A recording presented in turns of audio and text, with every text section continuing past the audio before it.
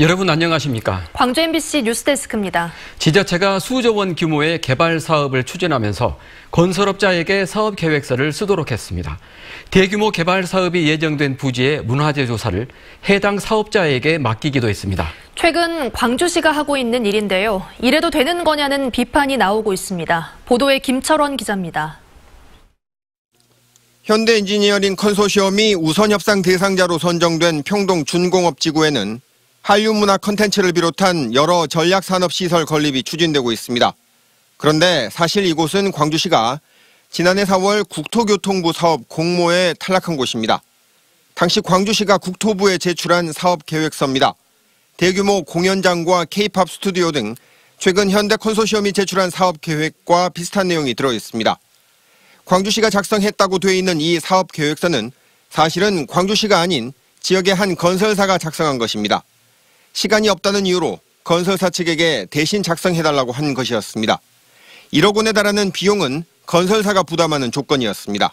지역의 모 건설업체가 용역을 좀 해줬다라는 이제 의혹이 있습니다만은 실제로 좀 부탁을 좀 했다고 그래요, 담당자가.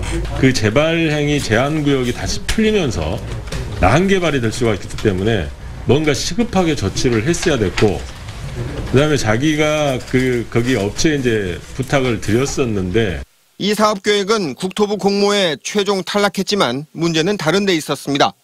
이번에 광주시가 공모한 사업의 우선 협상 대상자가 된 현대엔지니어링 컨소시엄을 구성하는 8개 법인 중에 이 계획서를 대신 작성해준 지역 건설사가 포함된 겁니다. 이해관계에 있는 업체 계획을 맡게 되면 당연하게 이제 그 용역이 업체 이해관계에 영향을 받을 수밖에 없다는 점이 내용적으로 보자면 큰 문제가 될 것이고요. 부지 매각 대금만 6,850억 원에 이르는 대형 개발 사업인 전남방직과 일신방직 개발 사업에서도 이런 비슷한 일이 일어나고 있습니다. 보존해야 할 근대 역사 문화재 현황을 조사하는 용역 비용 6천만 원가량을 이해 당사자인 전남방직 측에 부담시키기로 한 겁니다. 광주시는 갑자기 추진돼 예산이 없어서 그랬다며 문화재 영역이 사업의 본질에 영향을 주는 것은 아니라고 해명합니다. 확인된 경우 시간이 너무 지체되기 때문에 TF팀에서도 영역업체에서 우선적으로 그 비용은 거기에요. 중립성이 좀 문제가 됐기 때문에 그 영역에 참고하는 교수님들은 세부의 전문가 분들로 한다고 해서. 하지만 적절성 논란이 일고 있습니다.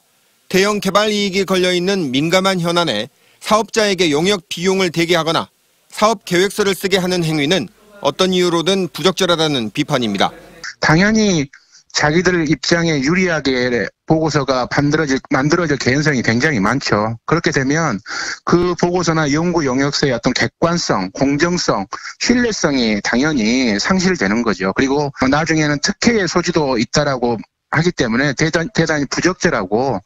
공무원들이 건설사나 사업자 측에게 용역을 맡기는 게 상황상 어쩔 수 없는 예외적 행정인 것인지, 아니면 뿌리 깊은 부적절한 관행인 것인지 시정에 대한 시민 신뢰 회복을 위해서라도 되짚어봐야 할 대목입니다.